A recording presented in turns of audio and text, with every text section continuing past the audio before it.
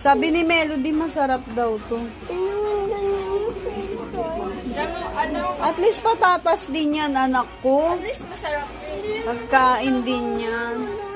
O, mamaya gagawa kitang french fries. Melody, ganyan ba yun, ha?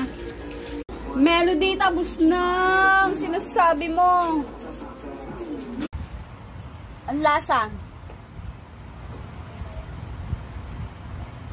Nalalaglag pa yan. May naaamoy ako. Ang lasa, masarap ba? Lasang itlog? Sure. Ang gamasya pa rin. Sarap. Ang lasa? Masarap. Buti pa to, yun. Ito, kasi mangot, oh.